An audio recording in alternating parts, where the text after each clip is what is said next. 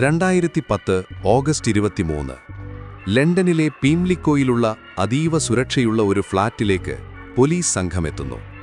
British ചാരസംഘടനയായ MI6-ൽ ജോലി ചെയ്യുന്ന ഗാരത്ത് Williams എന്ന 31-കാരനെ ഒരാഴ്ചയായി പുറത്തു കണ്ടിട്ടില്ല. അകത്തുകയറിയ പോലീസ് സംഘം കണ്ടത് വിശ്വസിക്കാനാവാത്ത കാഴ്ചയായിരുന്നു. ബാത്ത് ടബിനുള്ളിൽ ചുവന്ന നിറത്തിലുള്ള ഒരു സ്പോർട്സ് ബാഗ്, നോർത്ത് ഫേസ് ഹോൾഡോൾ. ആ ബാഗ് പുറത്തുനിന്ന് ലോക്ക് ചെയ്തിരുന്നു. ഉള്ളിൽ ഗാരത്ത് വില്യംസിന്റെ നഗ്നമായ മൃതദേഹം.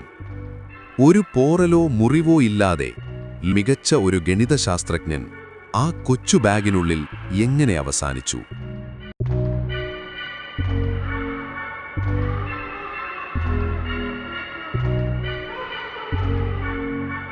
ഗാരത്ത് ഒരു സാധാരണക്കാരനായിരുന്നില്ല. വെയിൽസിൽ ജനിച്ച അദ്ദേഹം 17-ാം വയസ്സിൽ ബിരുദം നേടിയ ഒരു പ്രതിഭയായിരുന്നു. GCHQ-വിലും പിന്നീട് MI6-ലും കോഡ് ബ്രേക്കറായി അദ്ദേഹം പ്രവർത്തിച്ചു. റഷ്യൻ മാഫിയകളുടെ പണമിടപാടുകളും അന്താരാഷ്ട്ര കള്ളപ്പണ ഇടപാടുകളും നിരീക്ഷിക്കുന്ന ജോലിയായിരുന്നു അദ്ദേഹത്തിൻ്റേത്. അദ്ദേഹം കൊല്ലപ്പെട്ട നിലയിൽ കാണപ്പെടുമ്പോൾ ഫ്ളാറ്റിൽ നിന്ന് 20,000 പൗണ്ട് വില വരുന്ന സ്ത്രീകളുടെ ഡിസൈനർ വസ്ത്രങ്ങളും വിഗ്ഗുകളും കണ്ടെത്തി. ഇത് കേസിനെ കൂടുതൽ ദുരൂഹമാക്കി. ഇത് അദ്ദേഹത്തിൻ്റെ സ്വകാര്യ താൽപ്പര്യമായിരുന്നോ അതോ ജോലിയുടെ ഭാഗമായി വേഷം മാറിയതാണോ? ഈ കേസിൽ 2 തരം നിഗമനങ്ങളാണുണ്ടായത്. ഒന്ന്, പോലീസ് നിഗമനം. ഗാരത്ത് സ്വയം ബാഗിനുള്ളിൽ കയറിയതാകാമെന്നും ഇതൊരു അപകടമാണെന്നും ലണ്ടൻ പോലീസ് അഥവാ മെട്രോപൊളിറ്റൻ പോലീസ് വാദിച്ചു. എസ്കേപ്പോളജി അഥവാ ബന്ധനങ്ങളിൽ നിന്ന് രക്ഷപ്പെടാനുള്ള വിദ്യ പരീക്ഷിക്കുന്നതിനിടെ ശ്വാസം മുട്ടി മരിച്ചതാകാമെന്നാണ് അവർ പറഞ്ഞത്. എന്നാൽ കൊറോണർ ഫിയോണ വിൽകോക്സ് ഇത് തള്ളി. പുറത്തുനിന്ന് ലോക്ക് ചെയ്ത ഒരു ബാഗിനുള്ളിൽ ഒരാൾക്ക് സ്വയം കയറാൻ സാധിക്കില്ലെന്ന് അവർ വാദിച്ചു. വിദഗ്ധർ 400 തവണ ശ്രമിച്ചിട്ടും ആർക്കും ആ ബാഗ് ഉള്ളിൽ നിന്ന് ലോക്ക് ചെയ്യാൻ കഴിഞ്ഞില്ല.